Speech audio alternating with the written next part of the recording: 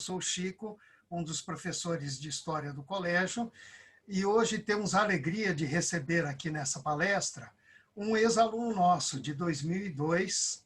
Ele terminou o colégio em 2002, foi aluno nosso, e é o Tiago Crespo, né?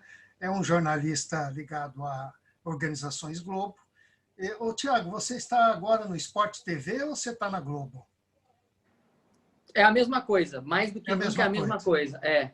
Quando comecei a minha vida na reportagem, depois posso falar mais sobre isso, comecei como repórter do Sport TV, mas hoje Globo e Sport TV são cada vez mais uma coisa só. Beleza. Então, ele vai falar um pouquinho sobre o jornalismo para a gente. Tiago, então, por favor, fique à vontade aí.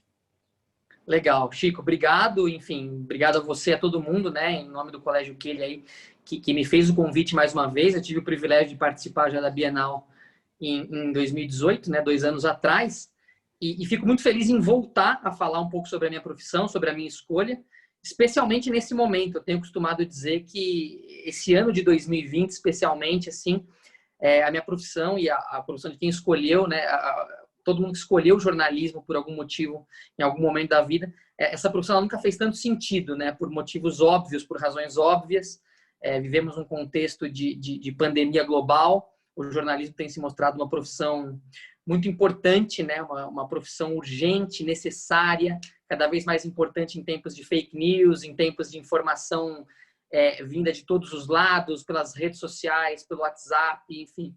Então, com muito prazer, com muito orgulho, muita alegria que eu venho aqui para mais uma vez participar da Bienal do Kelly, onde me formei em 2002, inclusive, tive aula contigo, e é um pouco isso.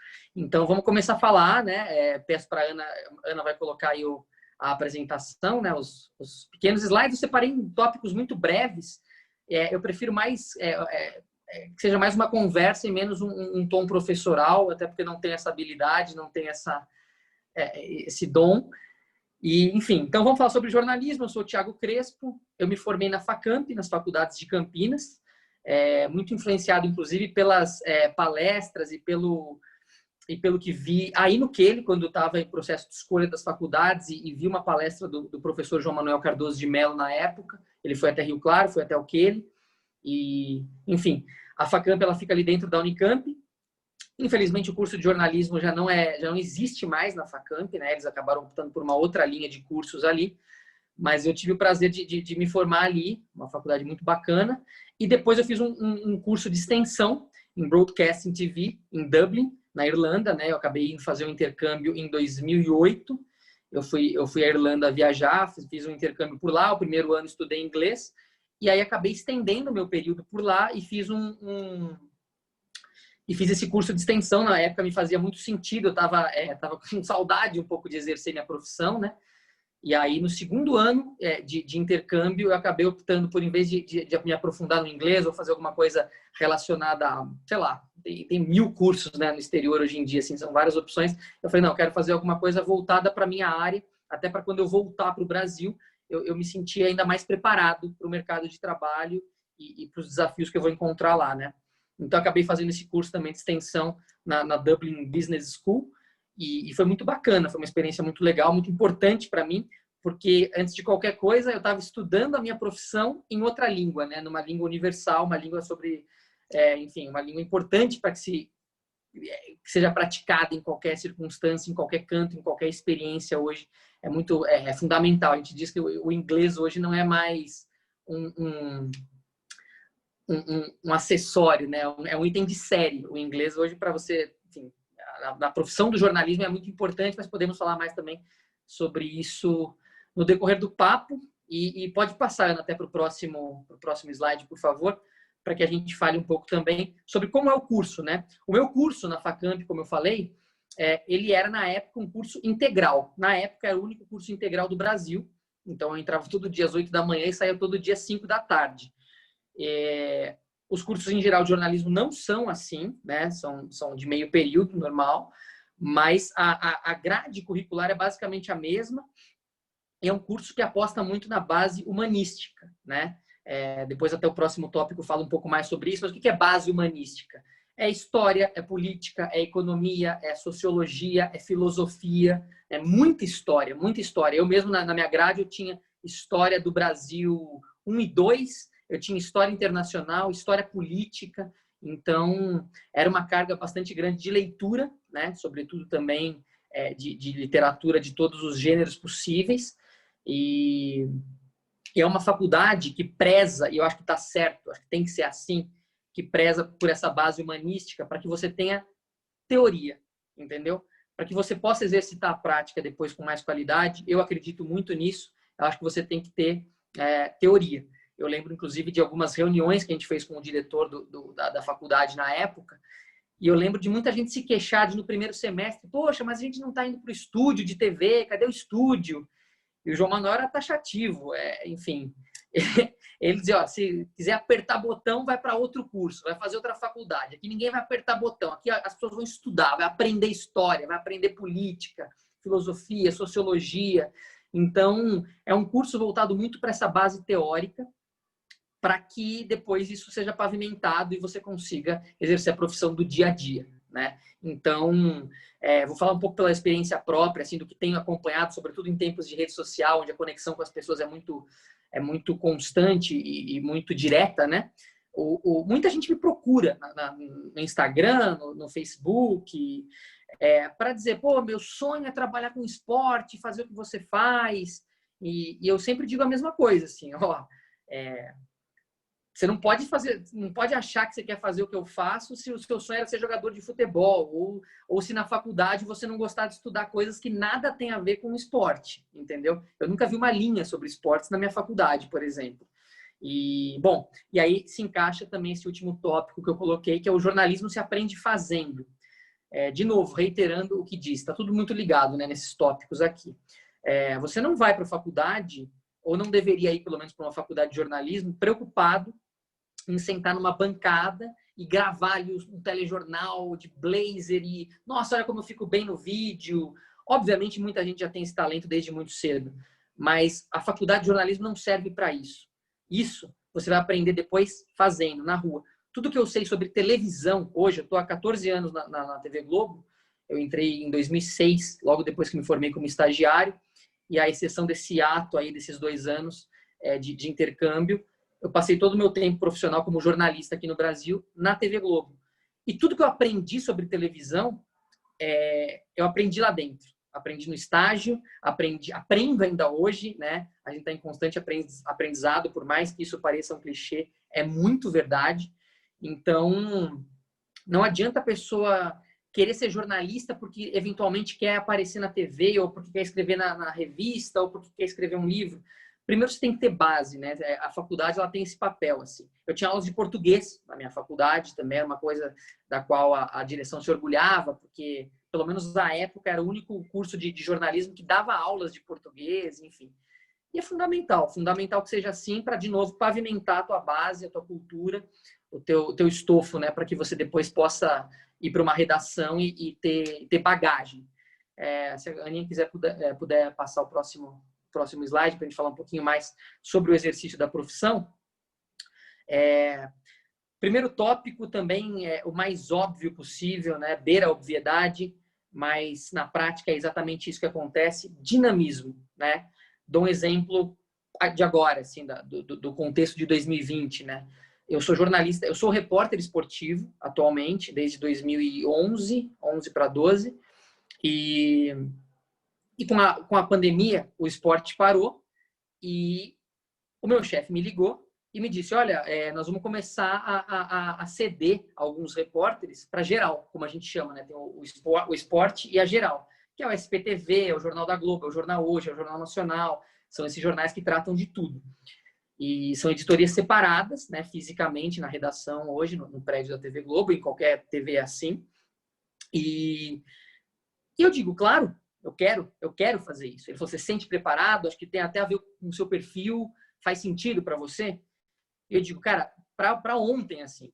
Então, de repente, de uma hora para outra, eu saí de um jogo, de um treino de futebol, de um jogo de vôlei, de uma cobertura de Olimpíada, para fazer rua, para fazer pandemia, para fazer hospital, para fazer coleta de lixo, como é que está funcionando o mundo nesse contexto tão revirado, né? Nesse mundo de ponta cabeça, nesse novo normal, como as pessoas se habituaram a dizer.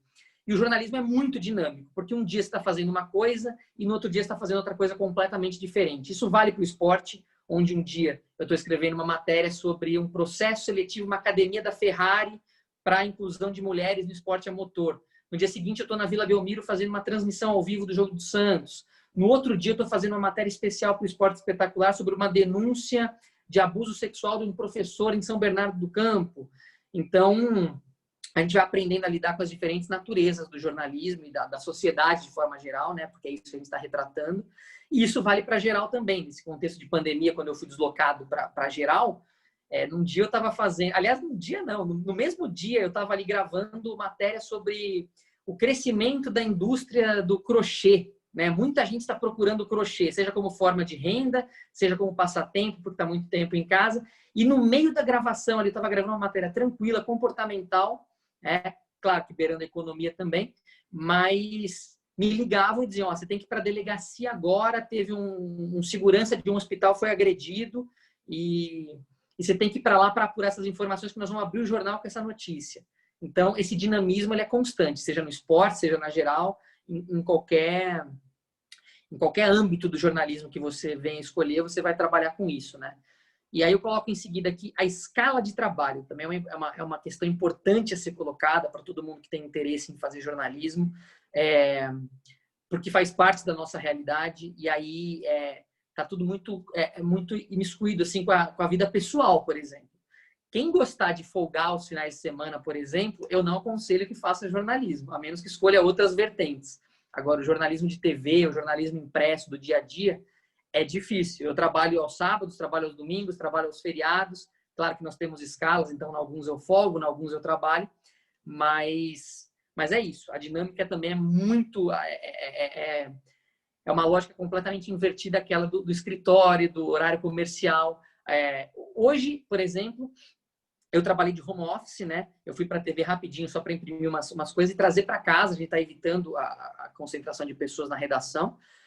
Mas estou trabalhando numa reportagem para o Globo Esporte. Amanhã eu entro à noite. Às 7 da noite eu vou para Santos para fazer o Jogo do Santos. Tem dia que eu entro às 7 da manhã para fazer uma gravação. Tem dia que eu entro ao meio-dia. Eu nunca tenho um horário. E eu sei sempre dos meus horários na véspera. Então, às 8h30 da noite da véspera, eu sei do horário do dia seguinte. Hoje, especialmente, é diferente, porque quando se trata de eventos e transmissões ao vivo, aí sim a gente tem uma antecedência um pouco maior.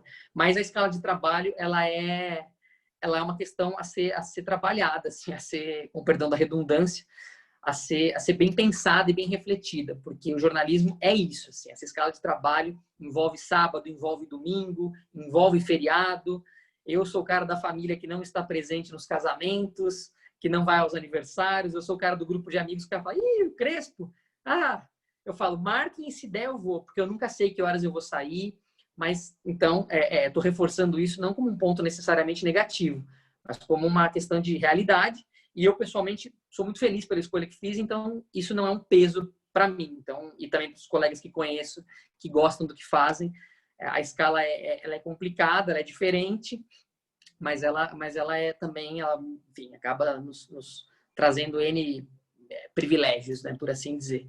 E plano de carreira é uma outra coisa também que, quando converso com amigos que fizeram engenharia, por exemplo, ou outros com administração, economia, amigos que trabalham em grandes empresas também, né, eu vejo que o jornalismo, nesse sentido, em comparação a outras profissões, a outros cargos, sabe, tem muitos parentes advogados, não existe um plano de carreira muito definido. Então, muita gente pergunta, você é repórter, né, hoje? Você vai virar apresentador, então? É isso um dia? Como foi o Ivan Moré? Como foi o Felipe Andreoli? Não necessariamente, entendeu? Os caminhos são mais orgânicos, de uma forma geral, assim, e às vezes até casuais, né? Porque quando eu entro na TV, eu não sei, olha, hoje você vai ser estagiário. Daqui 2 anos, se você cumprir essas metas, você vai ser produtor 2. E se você for produtor... Não, eu tenho uma série de caminhos a seguir e eu meio que vou escolhendo. No meu caso, foram todas muito, assim, quase que acidentais, né? Eu disse que eu nunca... vale até esse parênteses aqui. Quando eu estava na faculdade, estudando Noam Chomsky, Adorno, Horkheimer, os frankfurtianos, eu dizia, jamais eu vou fazer parte dessa grande mídia, eu vou eu vou vender poesias no semáforo, eu vou trabalhar nos assentamentos do Movimento Sem Terra. Eu ainda quero fazer isso, mas eu falei, não vou trabalhar para a grande mídia. E me vi prestando o processo seletivo da TV Globo, pensei, por que não? Acabei sendo aprovado enfim.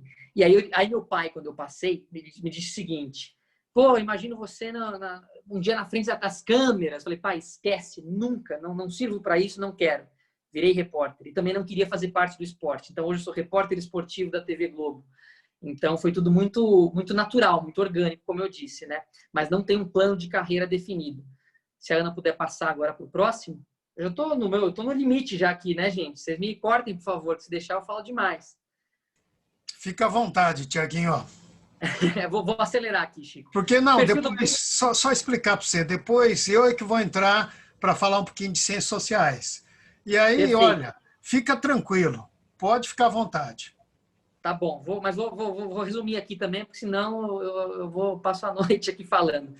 O perfil do bom profissional, basicamente, ele reúne algumas qualidades. A versatilidade, e coloco ali o domínio dos processos. Porque hoje em dia, por exemplo, eu sou repórter. Não me cabe mais, como repórter, apenas, entre aspas, escrever um texto ou gravar uma matéria ou fazer uma entrada ao vivo. É importante que eu tenha noção, que eu tenha domínio do processo de produção da reportagem, que eu tenha noção do processo de edição, que eu saiba manejar uma câmera. Eu fui correspondente internacional em 2012, fui morar no Marrocos, fui sozinho, fui com uma câmera, fui com um computador de edição. Eu fazia tudo sozinho. E é cada vez mais importante no mercado de trabalho, como ele é hoje, que o jornalista saiba de todos esses meandros, né? De todos esses... reúna todas essas habilidades, assim, porque em algum momento a empresa pode contar com isso. Sensibilidade, e acrescento aqui a criatividade, né? Para contar as histórias de um jeito diferente, especialmente no esporte. A gente cresce assistindo as coisas contadas de uma maneira e é importante sempre ter uma outra visão, olhar para o lado e ver o que ninguém está vendo. Não basta eu contar um jogo do Corinthians só mostrando que aos 15 minutos teve uma bola na trave, aos 30 teve o VAR, aos 45 o gol do Jô. Eu tenho que contar isso de uma forma envolvente, né? Especialmente pelo tanto de mídias e o tanto de vozes que existem hoje, seja na televisão, seja no celular, enfim, em todas as plataformas. Idiomas, como eu já falei, o inglês enfim, quase uma condição sine qua non, assim, para que você seja um bom jornalista e esteja preparado para desafios diários, mesmo aqui no Brasil. Claro, tem as coberturas internacionais também. Então, quanto mais idiomas se falar, obviamente, mais importante, acho que isso vale para tudo, assim, né? Para um indivíduo enquanto ser pensante de forma geral. Tecnologia, como eu falei, é importante ter domínio sobre aparelhos, sobre softwares de edição, sobre câmeras e ter interesse nisso, né? E o mais importante de tudo, que também parece óbvio e na prática acaba não sendo às vezes, que é leitura.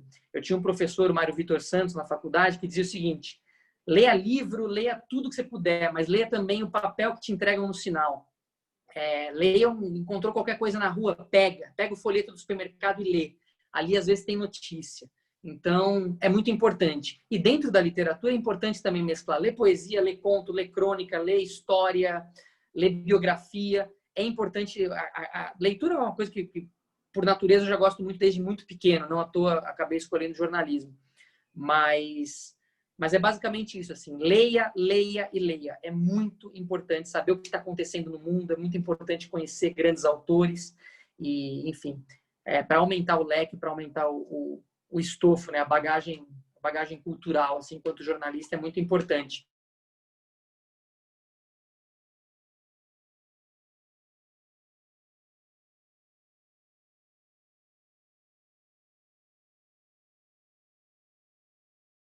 Como eu já falei, eu fui estagiário da TV Globo em 2006, né? Tô desde então lá. Depois de 2008 a 2010 eu fiz um intercâmbio na Europa.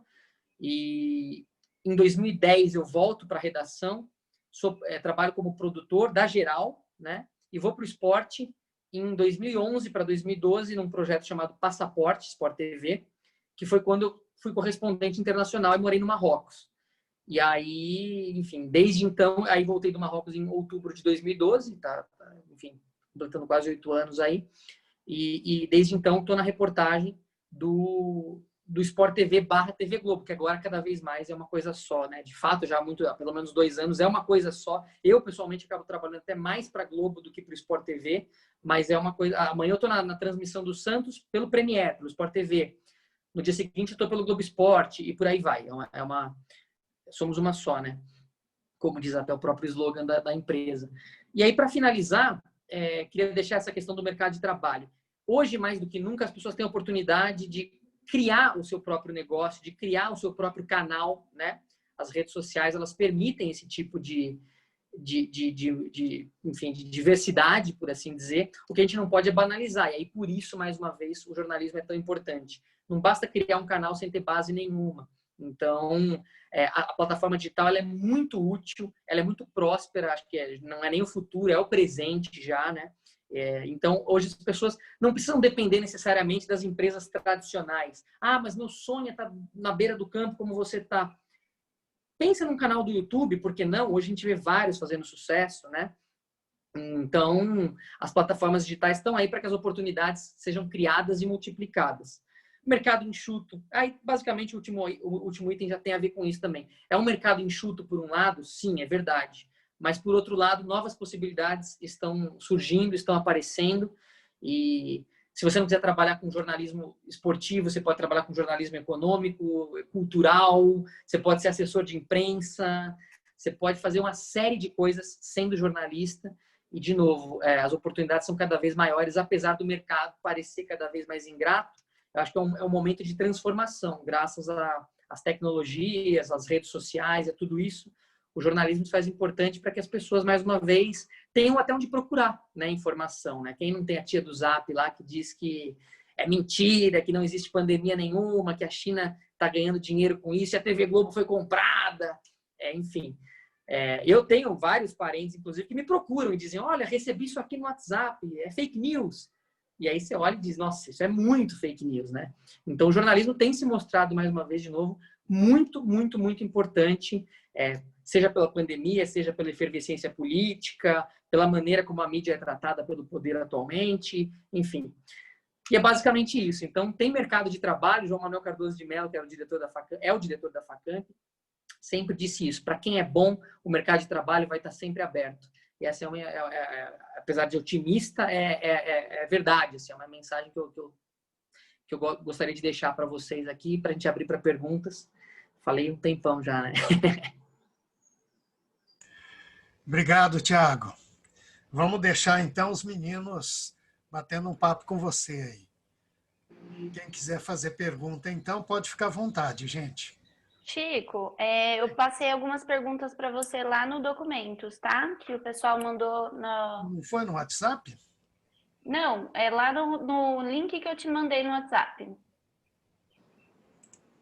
Tudo bem.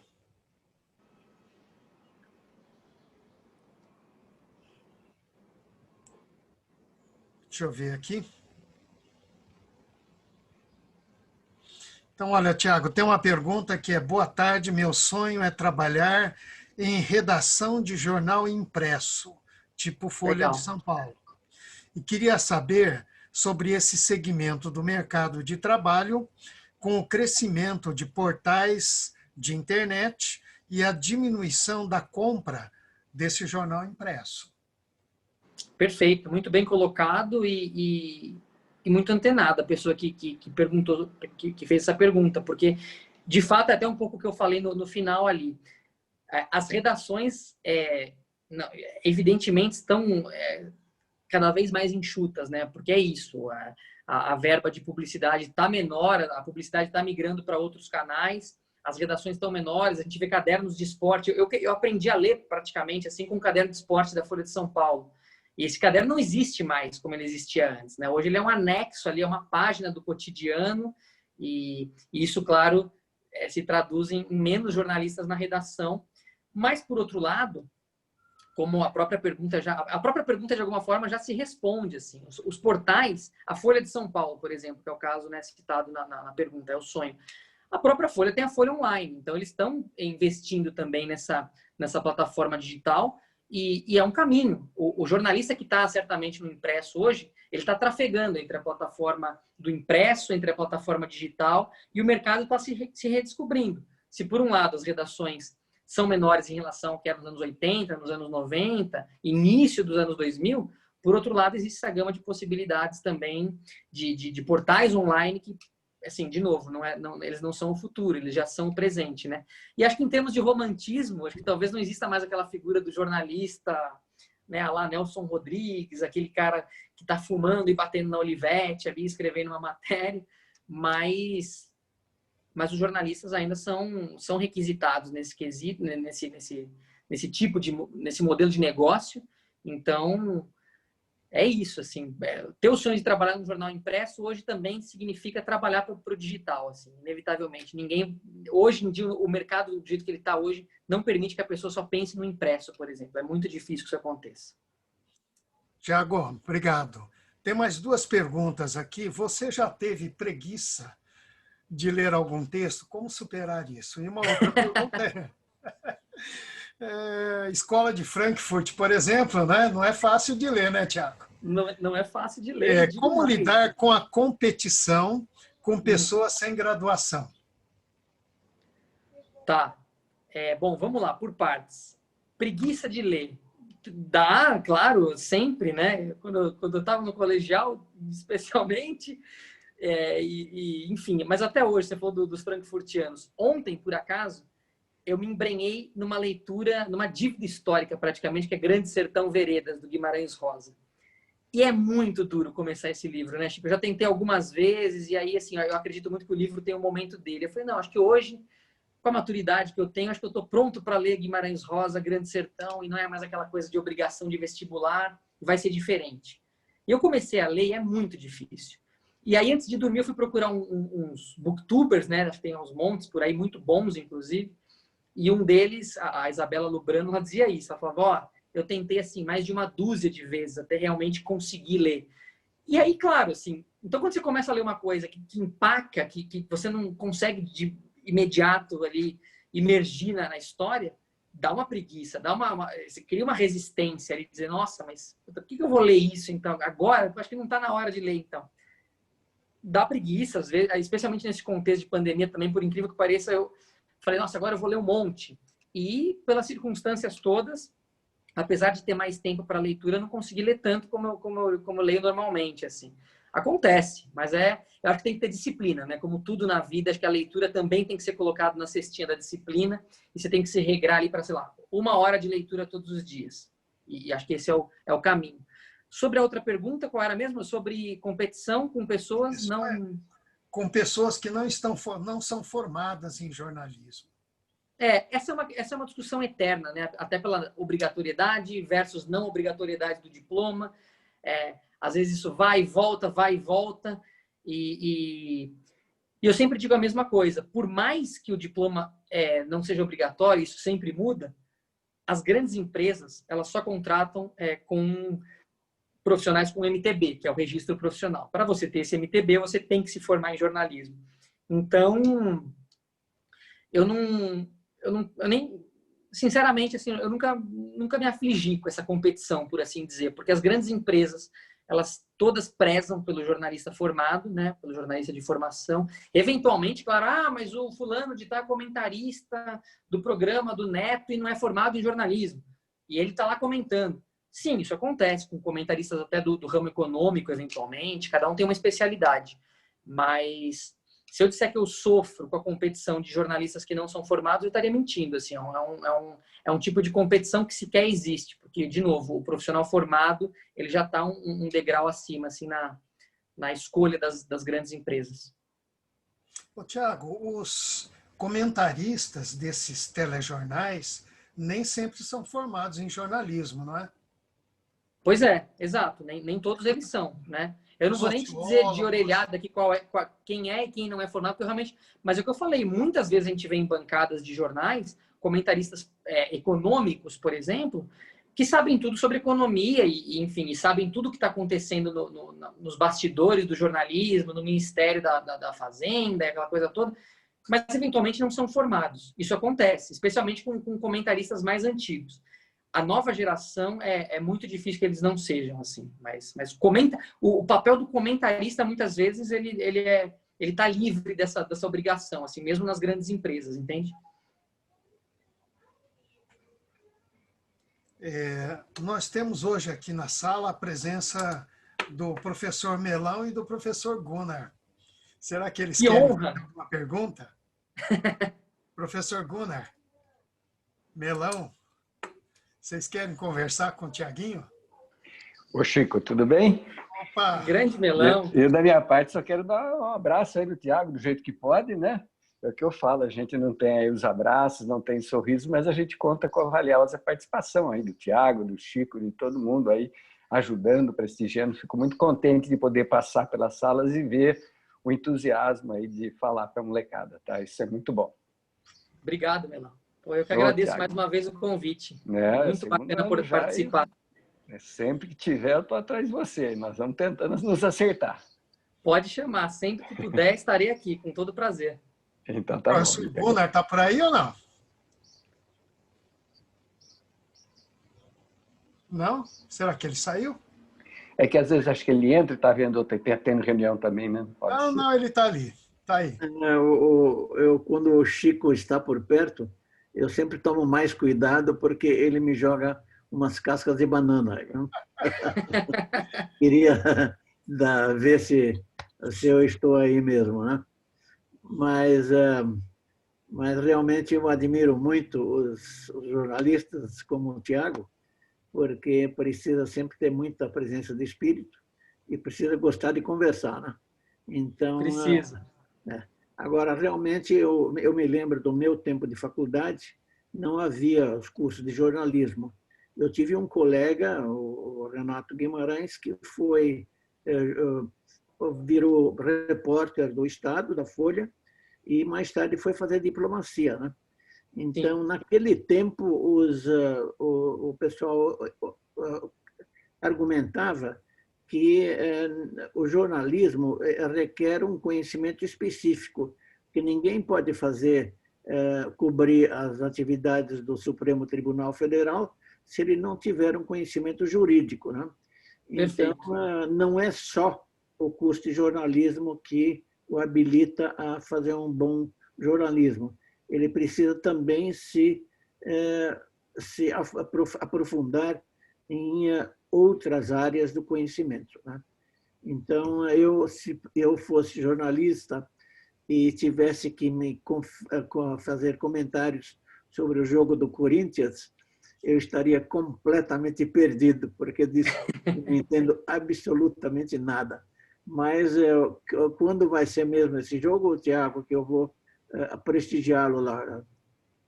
Amanhã eu estou no jogo do Santos, professor. E aí talvez na quinta-feira esteja no jogo do Corinthians. Corinthians e Palmeiras. No jogo do Santos. Esse jogo vai ser que horas da noite? Às 9h30 no Premier. No Premier. Estarei lá.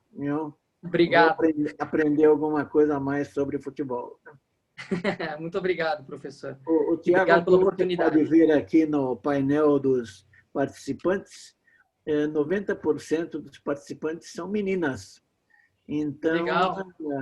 Então eu reparo também nos jornais da televisão que cada vez mais mulheres participam desses jornais e os homens estão desaparecendo.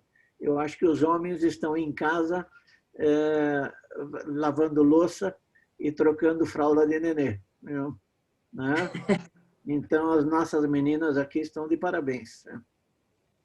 E é importante mesmo que elas tenham essa representatividade, porque especialmente no ramo onde eu trabalho agora, professor, o jornalismo esportivo é um meio extremamente machista, sempre foi, historicamente foi, e as mulheres estão também ganhando cada vez mais espaço no jornalismo esportivo. Isso é muito, muito positivo, né? Muito, muito atual, muito importante.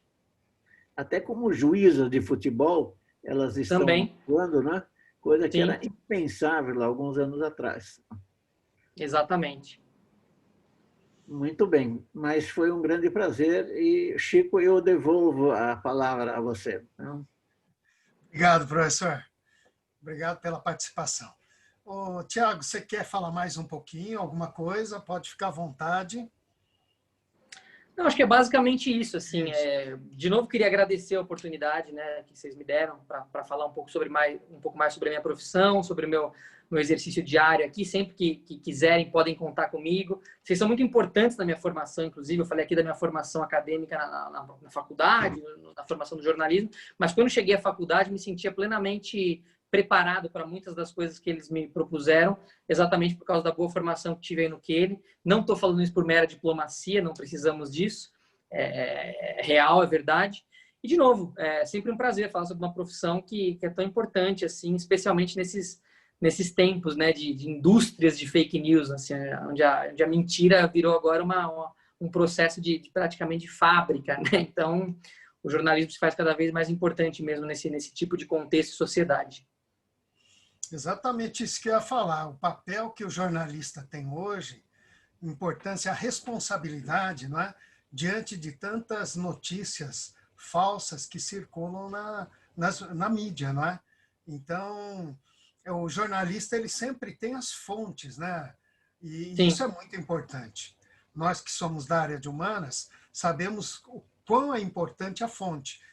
A partir de quem, de que lugar, baseado em que você está falando alguma coisa, né? Então, o papel do jornalismo hoje, dos jornalistas bons e sérios, né? Porque tem muita gente também que, digamos, está fazendo mau jornalismo no Brasil, mas ele é muito importante, fundamental para o mundo que a gente está vivendo.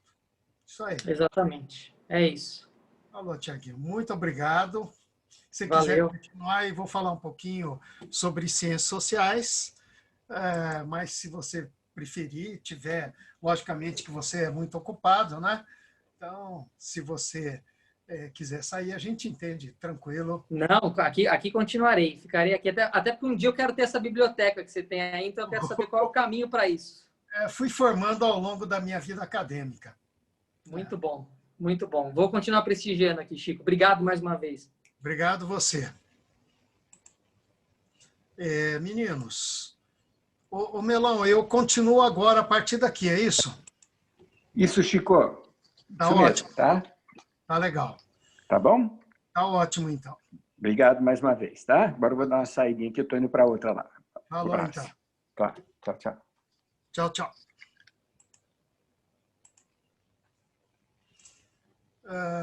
Então, boa tarde para quem está chegando agora. Para quem não me conhece, eu sou o Chico, um dos professores de História do colégio, e a minha formação é na área de Ciências Sociais. Então, eu fui escalado aí pelo Melão para falar um pouquinho sobre esse nosso curso. Eu fiz Ciências Sociais na Unesp de Araraquara.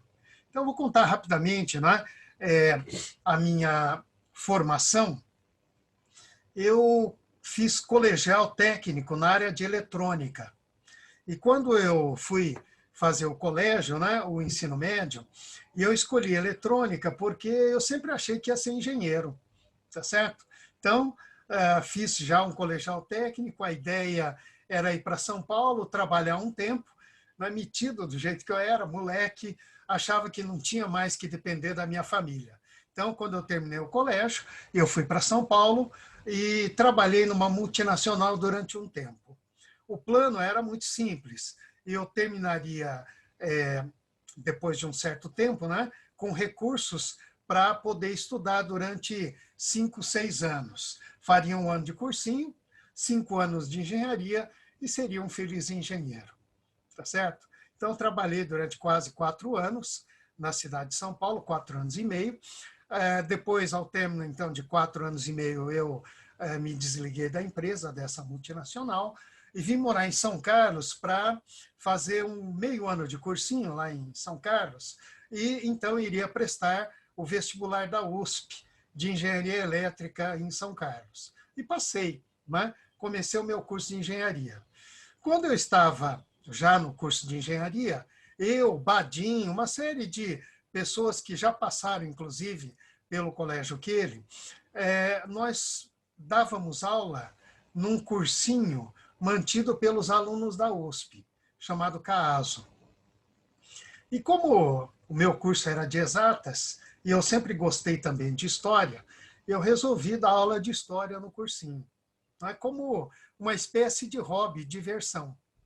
E aí os anos foram se passando, eu estava já, né, na metade do 4º ano de engenharia, e eu estava extremamente dividido se eu ia fazer ou não, ia terminar ou não o curso de engenharia, eu já estava no 4º ano. Nesse momento, né, eu fiz uma escolha, aliás, o pessoal lá em casa ficou muito irritado, porque eu escolhi ser professor de história. Então, eu larguei o curso de engenharia, prestei vestibular outra vez, entrei na Unesp de Araraquara, era o curso mais próximo, né, e que me permitiria continuar dando aula, e eu fiz o curso de Ciências Sociais. O curso de Ciências Sociais, como ele é o curso, né? Ele dá uma ênfase, no caso da Unesp de Araraquara, para algumas áreas. Primeiro, a área de ciência política. Eu mesmo, no meu trabalho de graduação, eu escrevi sobre a democracia grega. Quem me orientou foi um professor da área de ciência política, né? E, na época, eu li quase tudo que estava publicado em português sobre o mundo grego, tá certo? Então, na minha graduação, eu me especializei, estudei um pouquinho de história da Grécia, mais especificamente da democracia grega. Então, o curso de Ciências Sociais dá um preparo muito bom, não é, na área da ciência política. Uma outra área muito importante é a sociologia. Na verdade, é um tripé formado por ciência política, sociologia e antropologia. São as 3 áreas, não é, que o curso de Ciências Sociais dá uma ênfase muito grande. Tá certo? Antropologia, quando eu entrei no curso de Ciências Sociais, achava que era para estudar índio. E não é bem assim, não é? Os antropólogos, eles estudam fenômenos sociais extremamente importantes, não é? Por exemplo, a cultura, não é? Como as pessoas vivem, por exemplo, numa favela de São Paulo, do Rio de Janeiro. Como é que as pessoas estabelecem relações numa situação em que nós temos quase que uma ausência total do Estado? Como é que as coisas funcionam no dia a dia nessas comunidades carentes? Então, o antropólogo estuda, por exemplo, esse tipo de coisa hoje, não necessariamente índios, tá certo? Então, tanto o antropólogo, quanto o sociólogo, como o cientista político, e daqui a pouco a gente vai falar sobre isso, ele tem hoje, não é, um espaço muito grande na mídia. Por exemplo, como comentaristas, não é, de telejornais. A gente estava falando aí com o Tiaguinho há pouco, tá certo? Outras disciplinas importantes, não é, que são, digamos, de sustentação para o curso, então seria a disciplina de história, de filosofia, de geografia, de estatística e economia. Rapidamente aqui eu gostaria de falar para vocês o que é importante, não é? Que tipo de perfil você deve ter para fazer o curso de Ciências Sociais. Muita gente acha, não é, que vai para a área de Ciências Sociais porque não gosta, por exemplo, de Física, Química e Matemática. Se você escolher Ciências Sociais porque não gosta da área de exatas, você pode ter um grande problema. Não é? Por exemplo, estatística é uma disciplina muito importante para quem vai para a área de Ciências Sociais. Não é? Trabalhar com dados estatísticos é muito importante para qualquer cientista social.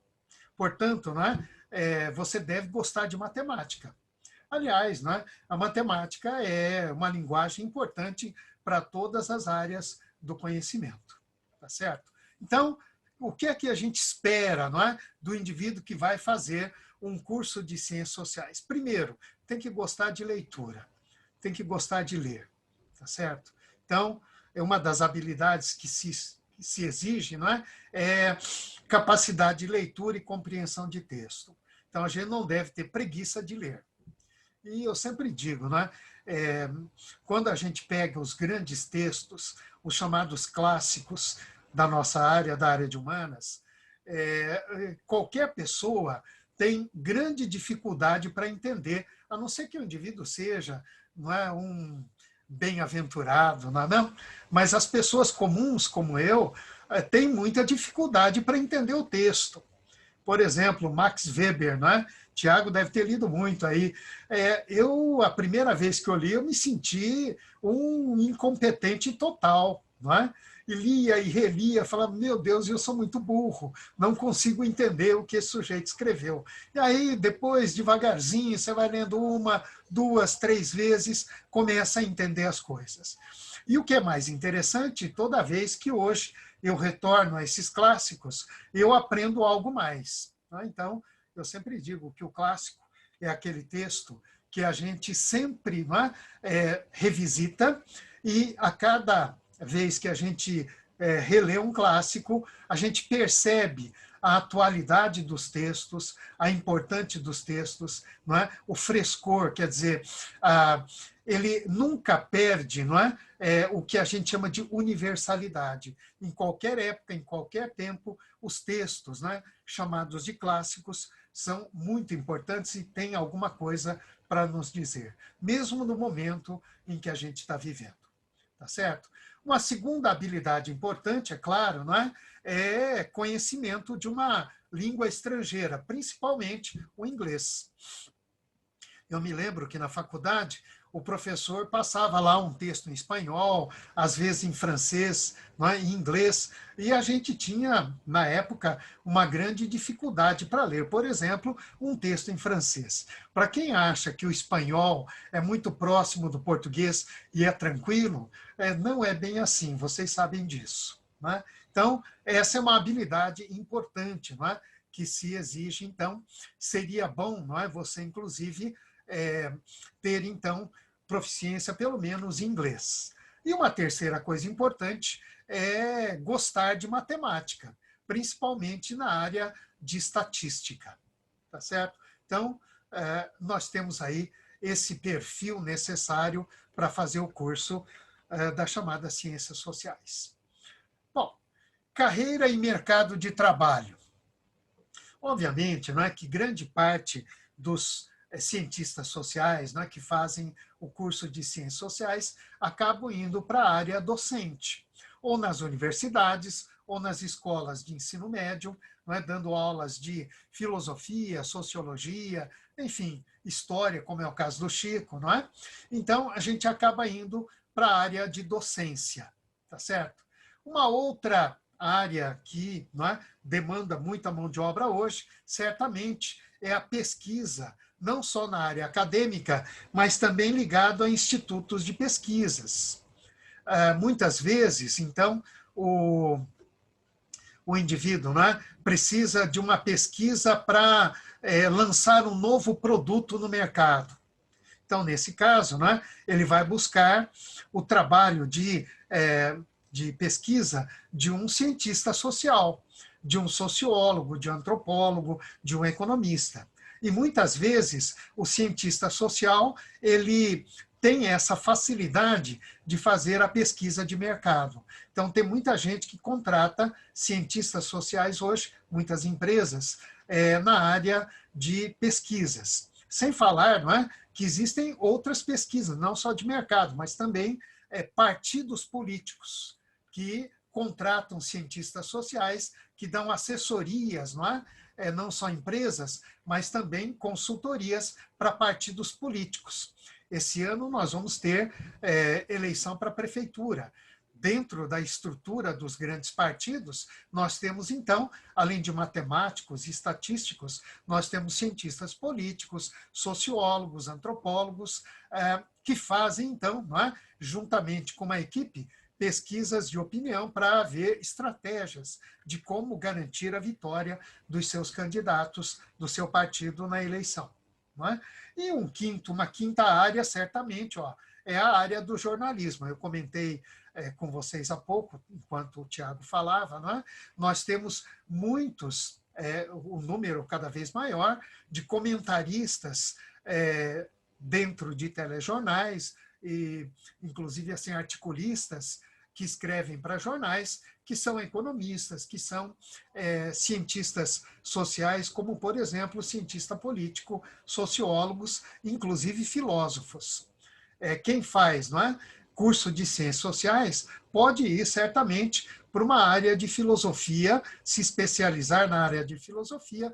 Não vamos dizer que vai virar um Cortella, nem todos conseguem, digamos, chegar, não é? Onde chegou alguns como Cortella, mas, enfim, é uma área, não é, que está empregando muita gente hoje. Então, no tempo em que eu estudei, não é, quem fazia curso de ciências sociais basicamente dava aulas. Hoje não, é? Hoje o mercado de trabalho ele é muito maior do que no tempo em que eu me formei.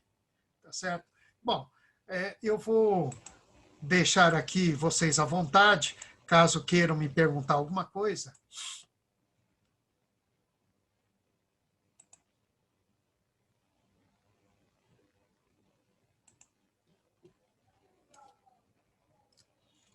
Só um instantinho aqui.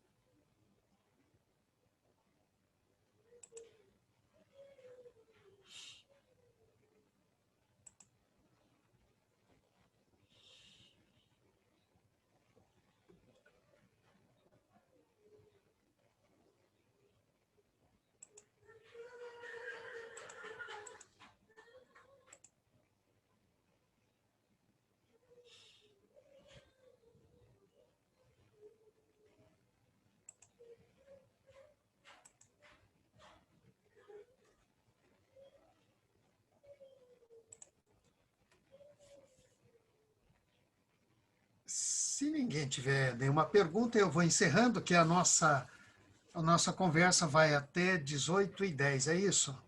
Ana Laura? Isso, mas acabou de Isso, chegar né? uma pergunta, tá, Chico? Oi? Acabei de colocar lá uma pergunta que acabou de Tá bom. chegar. Como é a questão do contato com outras culturas? Por exemplo, os indígenas. Acontece mesmo em contato direto ou é só fantasia? Na verdade, nós temos uma área dentro da antropologia que estuda, não é, as comunidades indígenas, sem dúvida. Não é fantasia, não é? Então, tem gente que estuda especificamente a cultura dos indígenas no Brasil, tá certo? Então, mas isso é uma área muito específica hoje dentro da antropologia. Não é? Os antropólogos eles se especializam muito, não é, na história cultural, tá certo? Nos comportamentos culturais. Então, os antropólogos, não é, eles têm uma vasta área de estudo. Por exemplo, num processo, não é, de estabelecimento de uma economia globalizada, não é? É importante que uma empresa, por exemplo, para ter sucesso estabelecendo contatos econômicos, comerciais com outro povo, que tem uma cultura completamente diferente da nossa, como tratar, não é, de maneira respeitosa, harmoniosa, com essas nações que são tão diferentes da nossa, tá certo? Eu sempre falo, brincando com o professor Gunnar, não é, que quando eu era pequeno, eu não conseguia entender, nunca entendi, nunca conseguia entender, as pessoas diziam apareça lá em casa, não é? E esse apareça lá em casa não era para eu aparecer, não é? Era mais ou menos como tudo de bom, mas as pessoas diziam apareça, não é? E quando eu contava isso por Gunnar uma vez, ele falou que os parentes dele, não é, quando ele foi lá para a Alemanha, ele disse, como todo bom brasileiro, apareçam. Não é? E eles começaram a aparecer durante quase 20 anos. Eles, então, todo ano, numa época do ano, nas férias, uma família vinha aqui para Rio Claro e ficava na casa dele hospedado quase um mês. Mas ele que convidou, apareçam, não é mesmo? Então é isso. A antropologia tem esse viés, não é, de história, não é, de estudo das culturas. E, obviamente, que ela, né, apesar desse mundo globalizado, onde a gente pensa, né, que tênis Nike é fabricado, sei lá na região da Indochina, não é mesmo? No Sudeste Asiático, mas, não é, ao fazer contatos comerciais com essas empresas, é importante, não é, que a gente tenha, por exemplo, o conhecimento da cultura, dos costumes desses povos. E tem gente na antropologia que estuda esse tipo de coisas.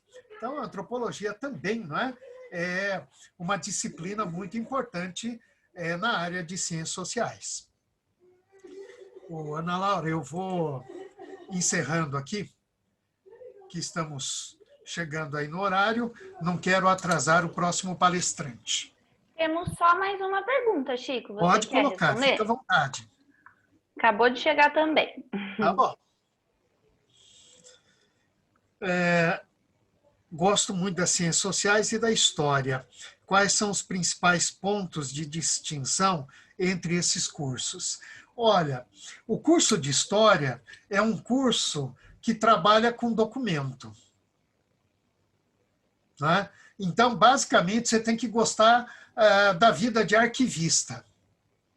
Então, não tem nada a ver o curso de História que a gente dá para vocês com o curso de História feito na USP, na Unicamp e em outras escolas.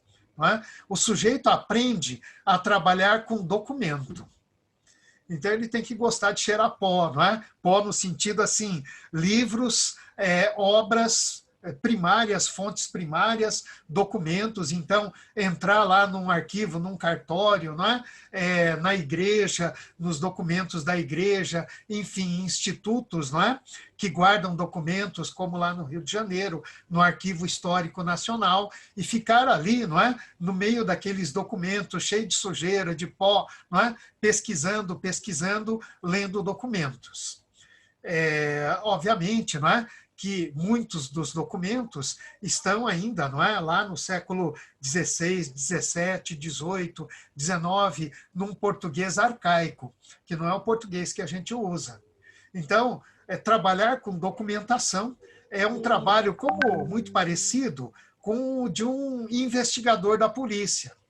Então, ele supõe que tal coisa aconteceu por tais motivos. Então, o que ele vai fazer? Ele tem uma hipótese, né? Formula uma hipótese e vai buscar na documentação a comprovação de uma ideia, de uma tese que ele tem. Então, é totalmente diferente de ciências sociais. Na área de ciências sociais, não existe essa pesquisa histórica, não é? Que o historiador está acostumado. Então, o trabalho de um historiador, eu sempre falo, brincando, que parece com o trabalho de um detetive, de investigação. Tá certo? É isso. Mais alguma pergunta? Agora acho que encerramos, Chico. Isso. Se vocês quiserem aí perguntar alguma coisa para o Tiago, ele está ainda ligado aí na sala. Se vocês quiserem, pode ficar à vontade. Às vezes vocês têm uma ideia aí, depois que eu falei, uma pergunta para o Tiago, ainda dá tempo, né, Ana Laura? Talvez para mais uma perguntinha. Sim, sim. Se alguém tiver alguma pergunta. Só mandar, a gente passa para o Tiago. Ô Chico, posso fazer uma enquanto eventualmente não vem outra? Sim, fica à vontade. É uma curiosidade que eu tenho, assim, ciências sociais é uma faculdade que eu sempre quis fazer, que eu sempre pensei em fazer, né? Porque acho que as nossas profissões, elas se conversam muito, como o seu slide mostrou, sua apresentação mostrou. Hoje, quem são os caras, os pensadores do mundo moderno, do mundo contemporâneo que você indicaria para leitura, que são importantes também para o meu exercício como jornalista, para que eu entenda a sociedade, para que eu entenda o mundo?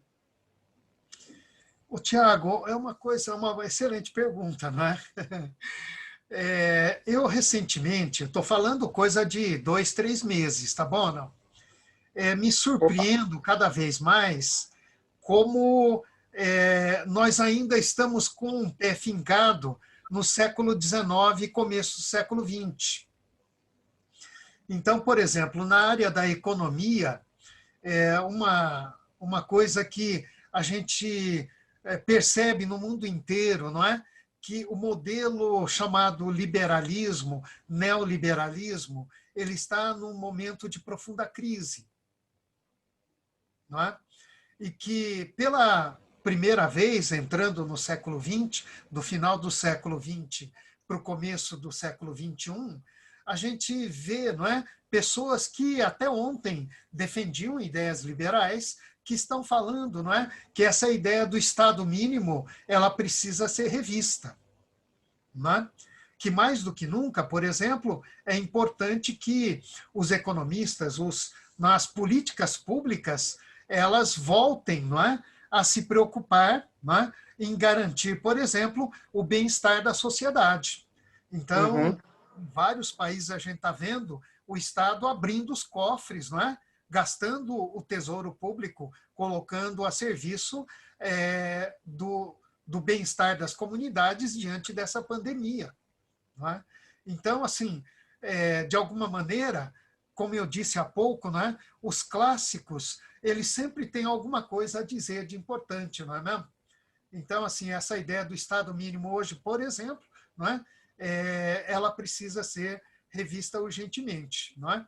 E quando as pessoas falam sobre uma nova ordem, o mundo novo que vai surgir depois da pandemia, ela tem como referência, outra vez, pensadores do século XIX, século XX. Então, daí a importância de sempre revisitar os clássicos. Né? Eu sempre gosto dos clássicos por causa disso. Toda vez que eu estou falando em escravidão no Brasil, eu me lembro de Machado de Assis. Não é? Eu me lembro lá, por exemplo, né, Memórias Póstumas de Brás Cubas. Tá certo? É um clássico que a gente está sempre revisitando. Quando eu falo da modernização dos engenhos no Nordeste, eu me lembro, não é, de José Lins do Rego. Enfim, a gente não é uma questão de apego, mas é a constatação de que qualquer que seja o curso que a gente vai fazer, é importante essa formação sólida, não é? Lendo os grandes clássicos. Eu tenho certeza que você teve que ler esses clássicos e é por isso que, não é? A gente fica assim, quem a gente tem que ler hoje? Sim, a gente precisa reler os clássicos outra vez. Perfeito, ótimo. Obrigado, Chico. Falou, Tiaguinho, um grande abraço. Obrigado, um abração. Prazer enorme. Tchau, tchau. Sempre, um abraço. Tchau, tchau. Outro, tchau. Muito obrigada pela participação de vocês, viu? Agradeço a participação dos alunos e dos professores, do Tiago também. Obrigado, E Ana. até mais. Tchau, tchau. Até mais. Tchau, tchau.